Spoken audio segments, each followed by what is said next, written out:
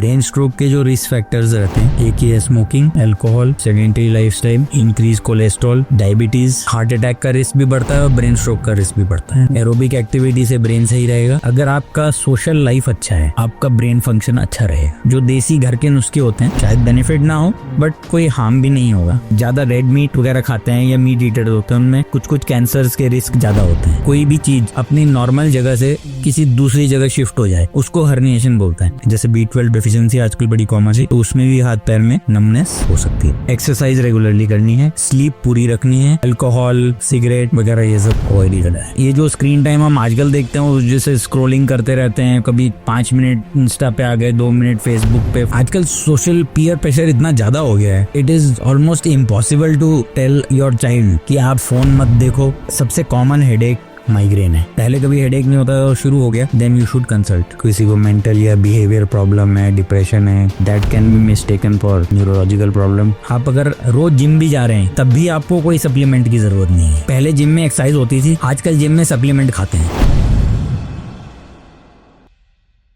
क्या हाल है दोस्तों, द मेंटालिटी के एक और फ्रेश एपिसोड में आपका बहुत बहुत स्वागत है। आज का एपिसोड बहुत ही एक्साइटिंग होने वाला है, मैं बड़ा एक्साइटेड हूँ। आज के गेस्ट बहुत ही स्पेशल हैं। He is a neurologist, doctor Rohitash Sharma जी।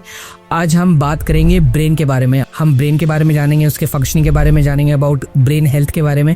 तो ये एपिसोड उसी टॉपिक को डिस्कस करता है। बहुत सारी चीजें हैं जो ब्रेन के बारे में मिसकंसेप्शंस होते हैं लोगों के, and it's the most complicated part of the body also. Brain के बारे में सबसे ज्यादा गलतफहमी लोगों, ब्रेन के फंक्शनिंग के बारे में ज्यादा सबसे ज्यादा गलतफहमी क्या होती है लोगों की? कॉमन प्रॉब्लम या मिसकंसेप्शन तो यही रहता है कि न्यूरोलॉजी वर्सेस साइकेट्री जो होता है, लोग सोचते हैं कि जी कोई अगर किसी को मेंटल या बिहेवियर प्रॉब्लम है, डिप्रेशन है, तो that can be mistaken for neurological problem. And कुछ न्यूरोलॉजिकल प्रॉब्लम ऐसी होती हैं जो कि साइकेट्रिक प्रॉब्लम जैसी लगती है। तो वो डायग्नोसिस भी ओवरलैप करते हैं, कभी ओवरलैप करते हैं, बट यूजुअली अगर हमें लगता है कि सिर्फ साइकेट्रिक सिम्टम्स ही हैं, तब साइकेट्रिस्ट ही मैनेज करते हैं। अगर हमारे पास कोई की ब्रेन में कोई दिक्कत आ जाती है, इस तरह की कोई MRI में फाइंडिंग है, इस तरह से कुछ, तब हम लोग मैनेज करते हैं। सो आजकल की लाइफ बहुत ही फास्ट पेस्ड हो गई है, and there is a lot of competition. काफी लोग काम करें, ओवर एक्सर्ट वगैरह करें। आज के टाइम में जो ब्रेन में जो ब्रेन की प्रॉब्लम्स जैसे इफेक्ट करती हैं, उसकी वजह क्या है? क्या वो स्ट्रेस है? क्या वो लेस स्लीप है, या मोबाइल एडिक्शन है जो आजकल ब्रेन को ज्यादा इफेक्ट कर रहा है? क्या है? What out of the three? Brain की फंक्शनिंग या बिहेवियर या इस तरह से देखें तो मोबाइल एडिक्शन एक, मुझे लगता है कि वो थोड़ा सा साइकेट्रिक वाली डोमेन में आता है, बिकॉज हमें बेसिकली पेशेंट की उसमें काउंसलिंग करनी है, या जो भी एडिक्ट टाइप की चीज़ है तो उसमें काउंसलिंग करनी है और उसको समझाना है कि ये हेल्थ के लिए अच्छा नहीं है।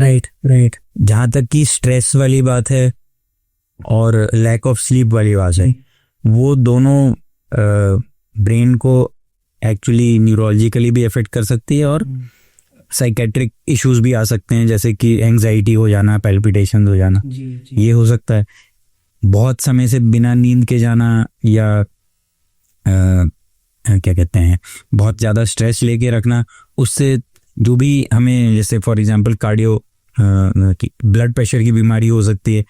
अगर हम उस स्ट्रेस को नेगेट करने के लिए हम अल्कोहल ले रहे हैं, तो क्या पता है अल्कोहल ज़्यादा लेने लग जाए और उससे प्रॉब्लम्स आ। राइट। तो उस तरह की चीज़ें हैं जो कि ब्रेन को वैसे भी अफेक्ट कर सकती है directly. But ideally to have a healthy brain, doctor, कितने hours of sleep is a must, और एट एन एवरेज कितना होना चाहिए to have a healthy lifestyle and a healthy brain? कितना? 7 to 8 आवर्स।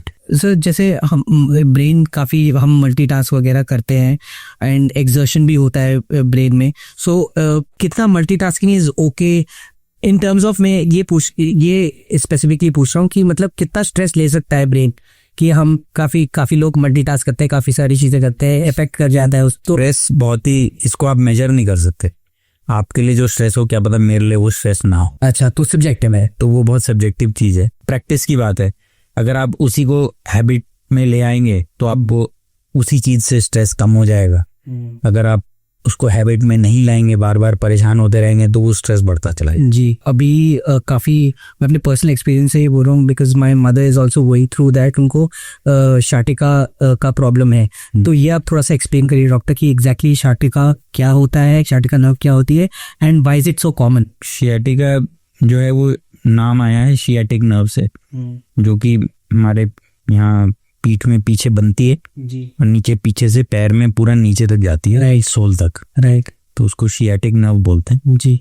तो अगर उसमें पेन हो रहा हो तो उसको शियाटिका बोलता है जी, कोई कमर में नस दब गई है जिसकी वजह से पेन कमर से पूरा नीचे तक पैर में जा रहा है, जिसमें साथ में झिंगराहट, थाइज, नीज और पूरे, हाँ, पूरे नीचे तक जाता है, तो उसको हम शियाटिका बोल देते हैं। आमतौर से इसका कॉमन कारण तो स्लिप डिस्क जिसे कहते हैं, अच्छा, कॉमनली वही रहता है। बाकी और कारण भी हो सकते हैं, जैसे कि किसी को चोट लग जाए, कोई ट्यूमर हो, कोई इन्फेक्शन हो, किसी भी चीज से हो सकता है, बट आमतौर से ये डिस्क की वजह से ही होता है। इसको इम्प्रूव कैसे करा जा सकता है, जो पेन वगैरह जो होता है नॉर्मली ये जो और वोटर क्लास के रेमेडीज होते हैं? इतना कॉमन इसलिए है कि आजकल एक्सरसाइज नहीं करते हैं, बैठे रहते हैं। एक तो उसी से ही जो हमारी जो बोन्स की डिजनरेशन या कार्टिलेज की डिजनरेशन है वो और फास्टर हो जाती है, जैसे कि हम as we grow older, right, कई बार तो उसी से ही दिक्कत आ जाती है कि जो हमारी वर्टिब्रा के बीच में डिस्क होती है अपनी जगह से हिल जाती है और वो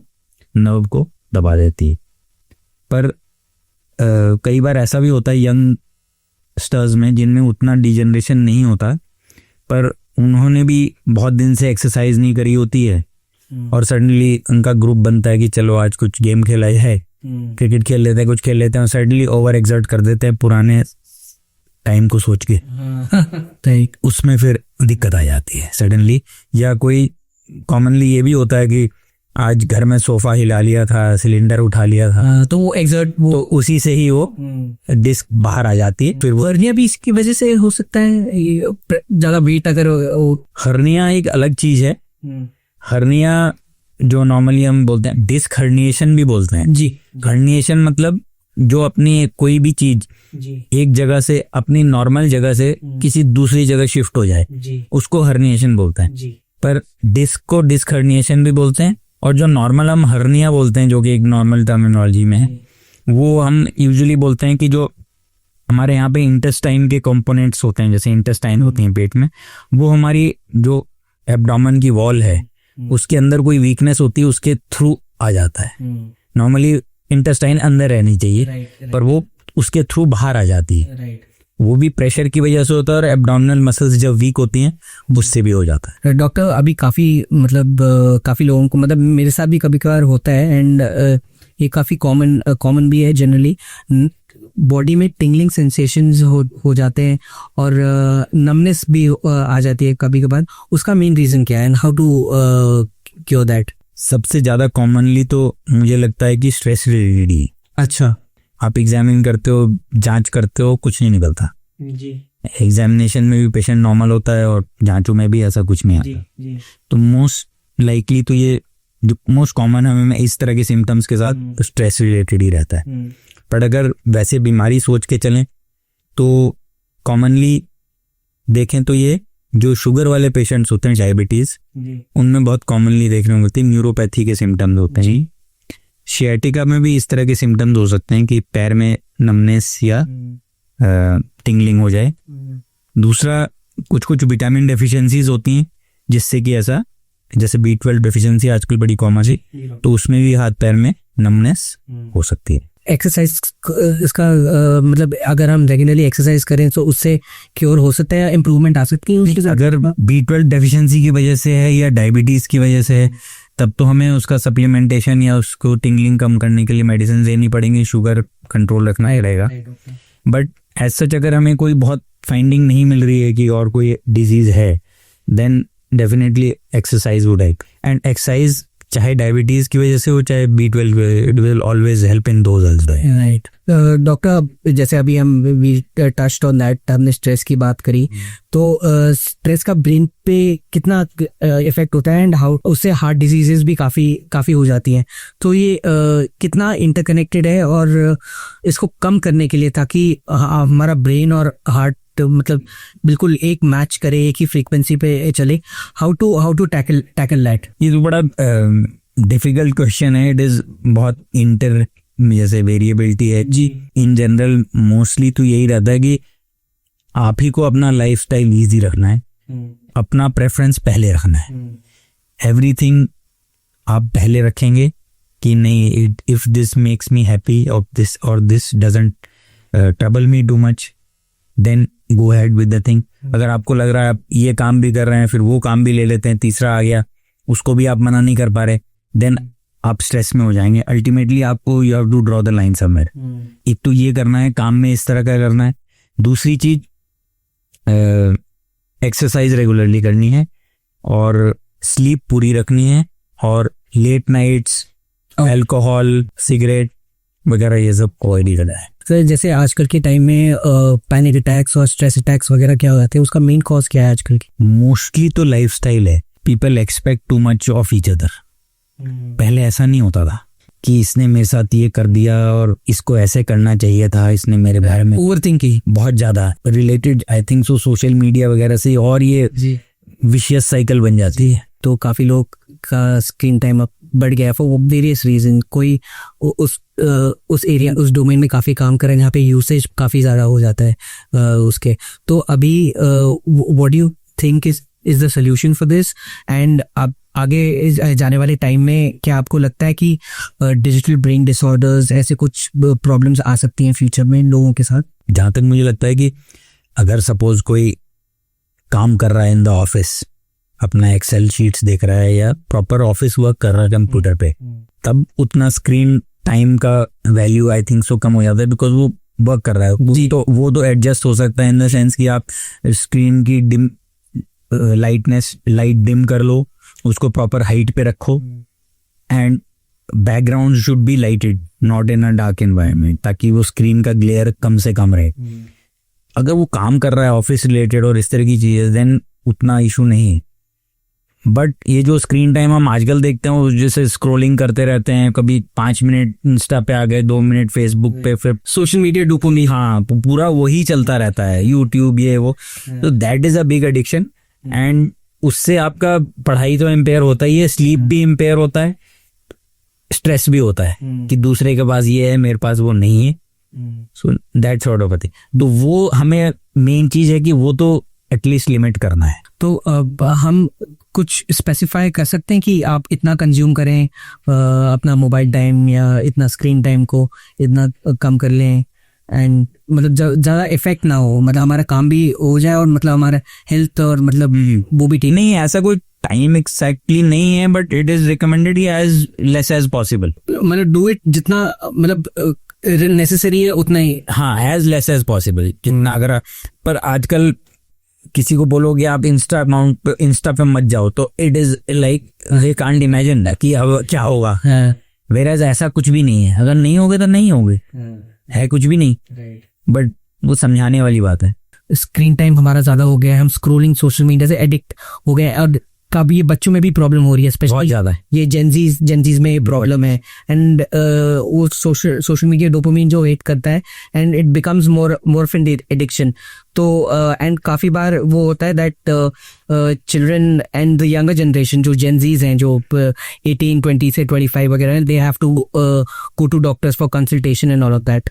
what do you think are preventive measures for that? आजकल सोशल पीयर प्रेशर इतना ज्यादा हो गया है कि it is almost impossible to tell your child कि आप फोन मत देखो, या फोन, और तो फोन उसके पास रहेगा ही।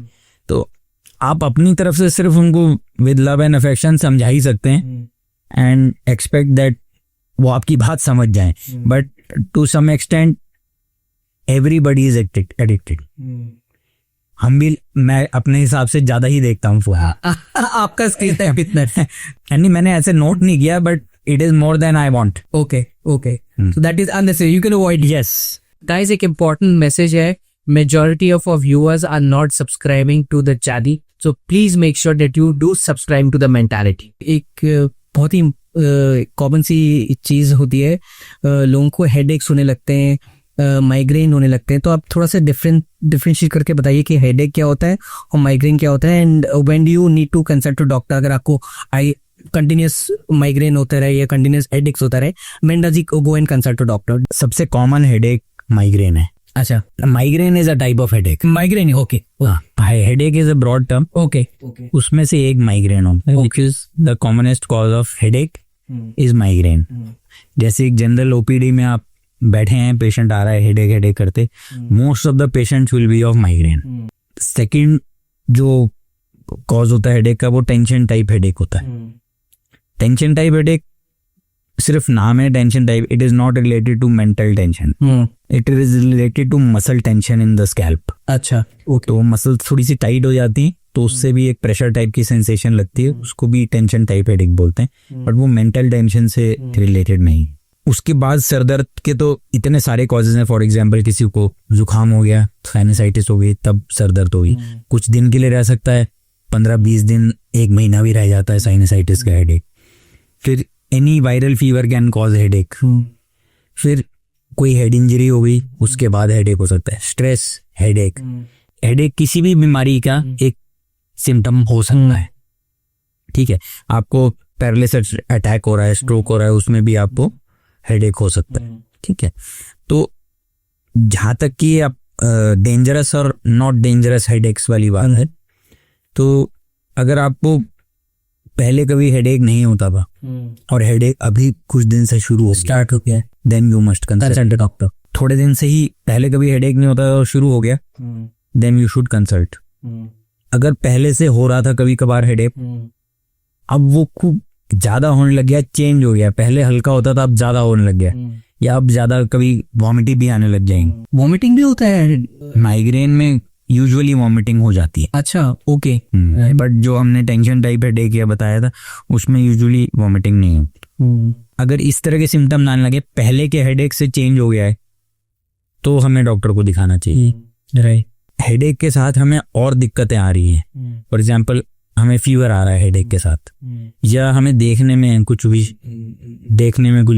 ब्लरिंग ऑफ विजन हो रहा है, डबल दिख रहा है, तब हमें जरूर डॉक्टर को दिखाना चाहिए.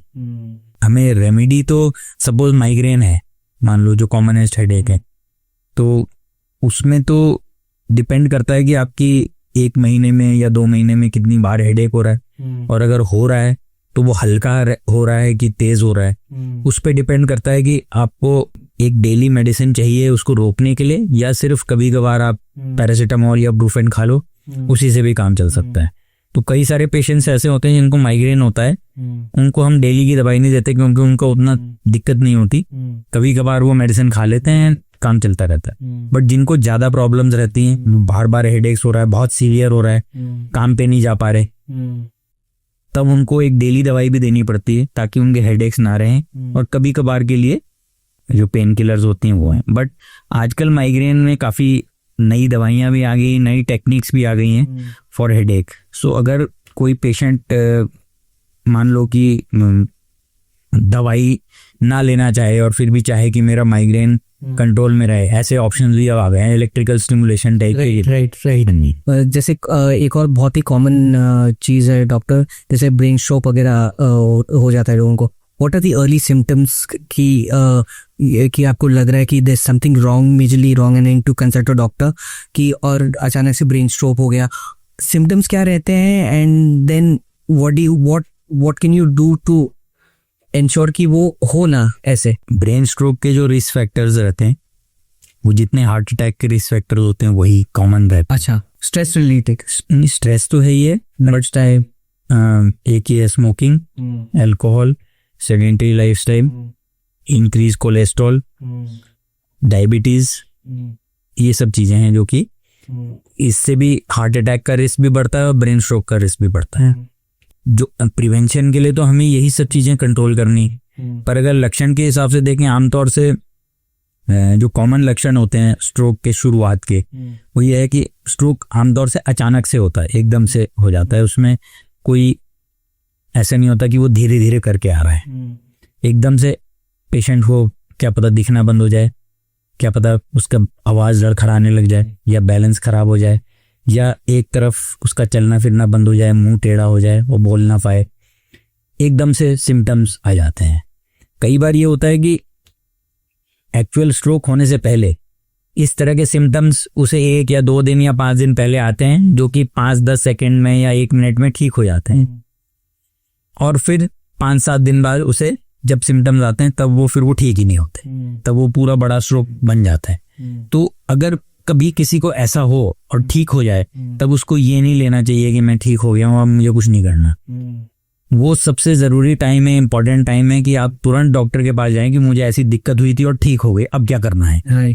तो तभी हम जांच करके कुछ मेडिसिन दे सकते हैं, ताकि आपको जो आने वाला एक बड़ा स्ट्रोक है वो प्रिवेंट हो सकता है।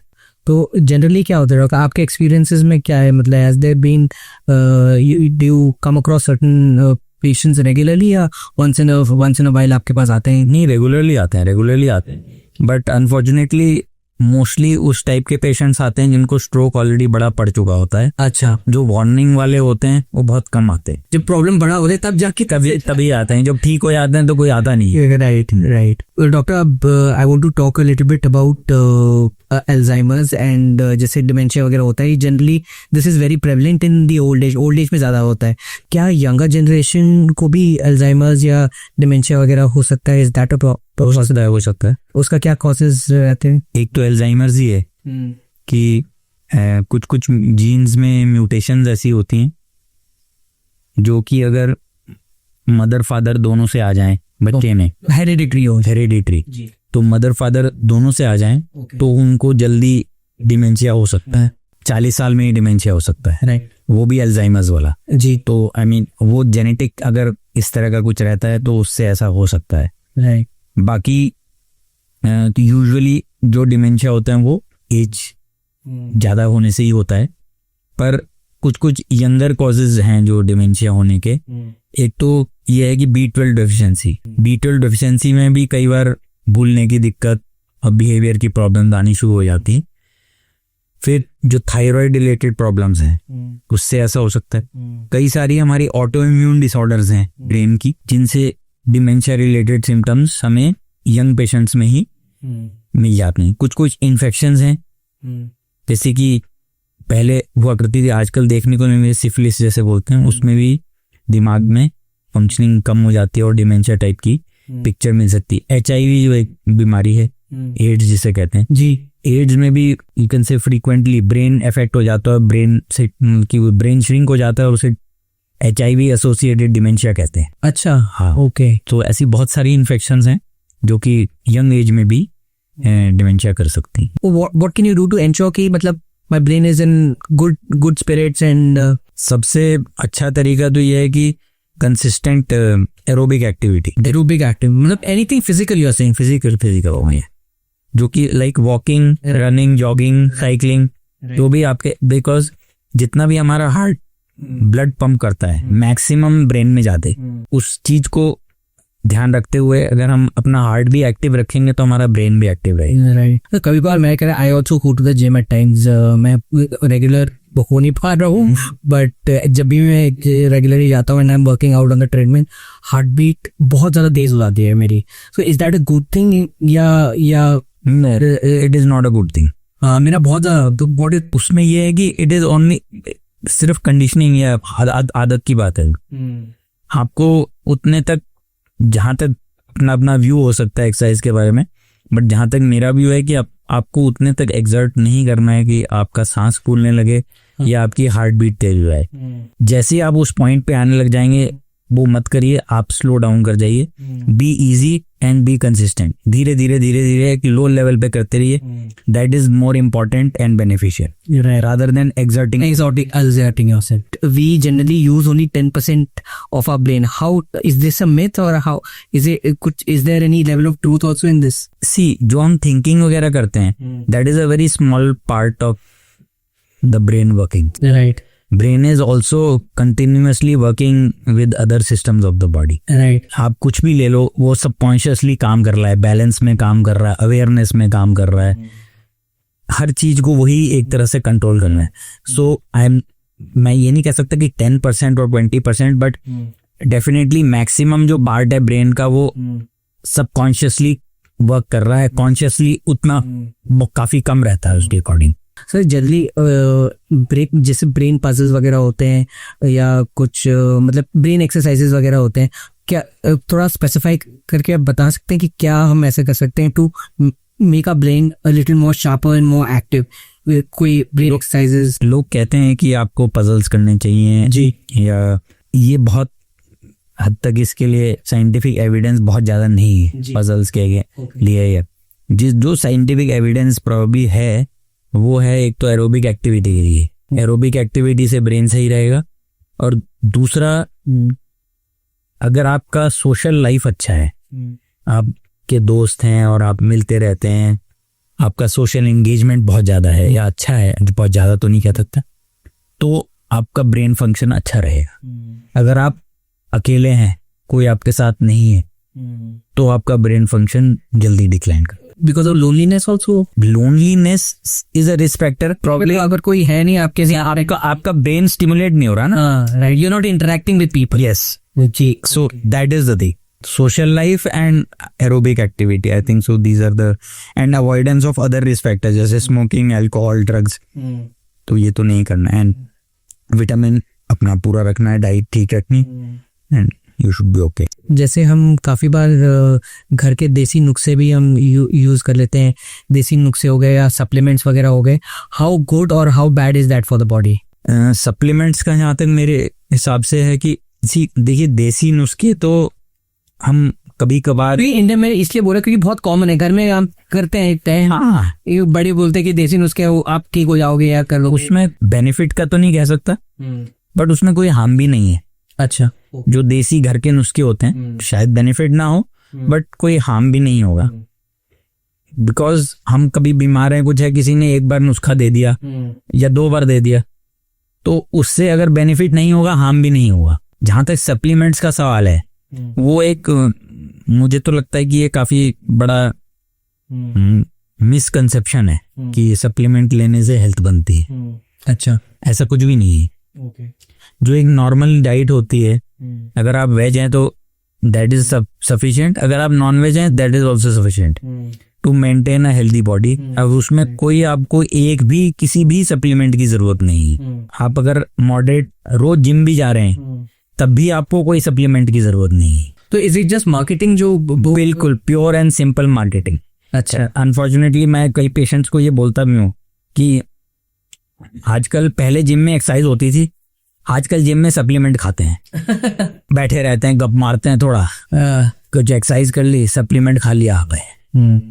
तो ये तरीका नहीं है। It is a place of supplements, not of exercise, I feel. Right, so people should concentrate on exercising and using the gym rather than eating supplements. उसका कोई यूज नहीं है मेरे हिसाब से।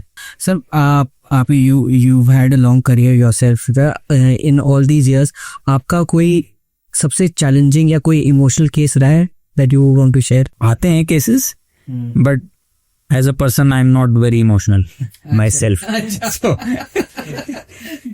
Doctor, I'm sure because you're working around the clock, you're working in your clinic, in the hospital, आपका भी दिमाग कंटिन्यूस चल रहा है, you're exerting yourself physically, आप कंटिन्यूसली काम कर रहे हो, आप कभी आई एम प्रीटी श्योर आप भी बर्नआउट हो ही जाते होगे, यू आर ऑल्सो ह्यूमन।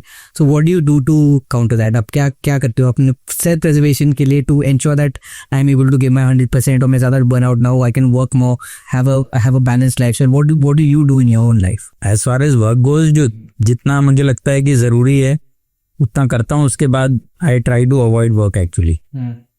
कि एक पॉइंट आ गया है, उसके बाद अब नहीं देखना तो नहीं देखना। कोई बिल्कुल ही दिक्कत करता है पेशेंट या बिल्कुल ही इमरजेंसी है तब मैं एक्सटेंड कर देता हूँ, बट अगर रूटीन केस है मान दो कल आना।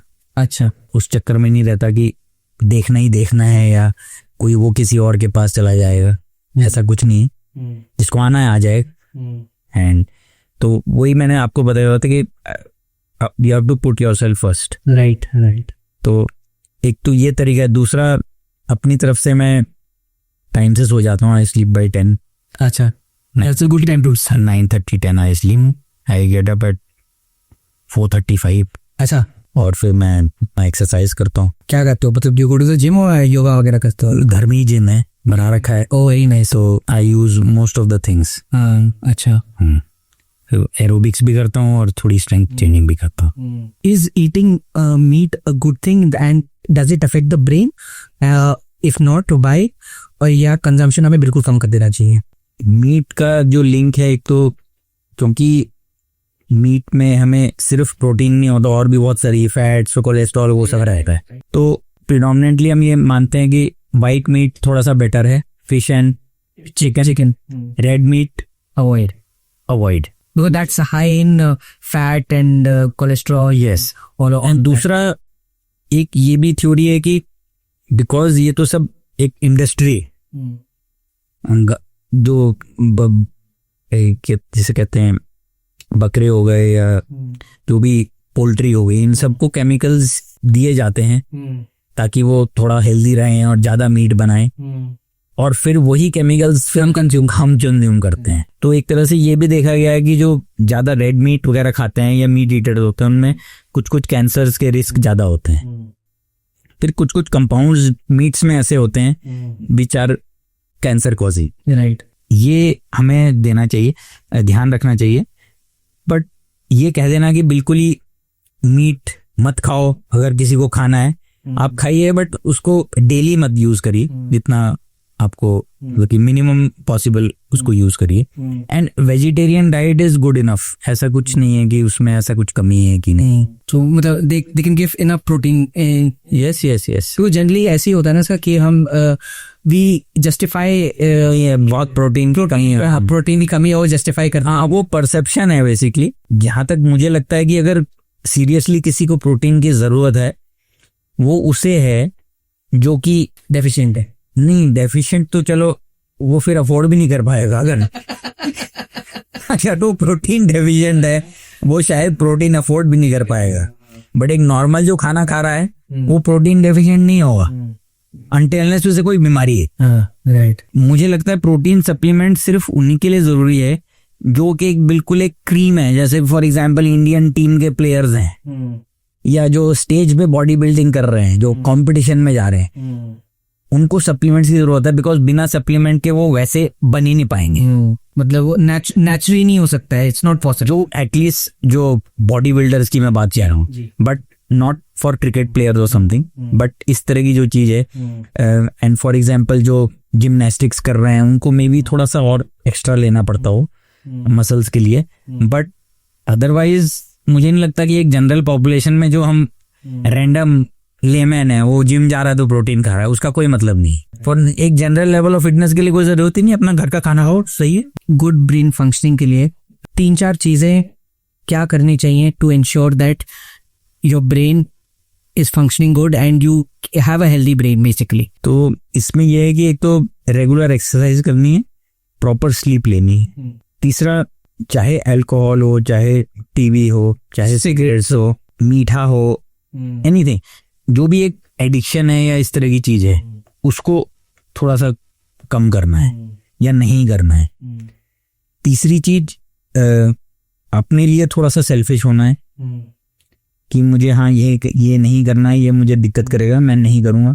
सब कुछ अब टाइम से अपने हिसाब से चलना है। मतलब कि कोई भी चीज आपको बहुत ज्यादा एक्सेस में नहीं करनी है एंड उसको एक बैलेंस टाइप का रखना है। कोई एक चीज आपको बहुत अच्छी लगती है, फॉर एग्जांपल आपको ड्राइविंग अच्छी लगती है, आप एक्स्ट्रा ड्राइव पे चले गए या इस तरह से कुछ है, कोई एक हॉबी रख लो अपने साथ, तो वो भी आपको ब्रेन में हेल्प मिल सकती है। दूसरी चीज ये कि अपने सोशल रिलेशनशिप्स जो भी होते हैं, चाहे वाइफ से हो, चाहे मदर फादर से हो, चाहे फ्रेंड से हो, उनमें बहुत वेट नहीं डालना चाहिए, उनको इजी रखना चाहिए। Try to say sorry as soon as possible. Good is भाई। डॉक्टर, आप आई एम श्योर आपने ये सुना होगा, Elon Musk also has a company by the name of Neuralink. They put a chip in the brain for people who are paralyzed or can't function well, वो कर सकते हैं। आने वाले टाइम में इंक्लूडिंग Neuralink आप क्या आर्टिफिशियल इंटेलिजेंस कहाँ तक असिस्ट कर पाएगा to ensure that people have better surgeries या उनका ब्रेन अच्छा क्योर हो पाए? आगे वाली इन नेक्स्ट 5-10 years आप क्या देख रहे हैं कि I can't say that timeline की 5-10 years में एग्जैक्टली क्या होने वाला है, but what I feel is अब कंप्यूटर्स या एआई का टाइम आ गया है. So I mean now it will go in a big way. तो automation, we can see automation in, definitely वो तो होएगा ही. अभी स्टार्ट हो गया है या टू सम एक्सटेंट हुआ है. कई सॉफ्टवेयर्स हैं जो हमें हेल्प करते हैं, बट अभी उस लेवल का नहीं है जितना हम एक्सपेक्ट करते हैं. But few years 10-20 years down the line तो it will be a total different game. Right. Doctor, it's been a pleasure. इतनी इंसाइटफुल बातें, इतना कुछ सीखने को मिला. I have learn so much and I am sure our viewers also, उनको भी कितना बेनिफिट हुआ होगा आपकी बातों से. Thank you for taking out time. I hope you had a great conversation too, and I would love to have you again जब भी आप फ्री हो next, and we can have a part 2 on this, sir. Thank you so much, sir. Thank you, sir.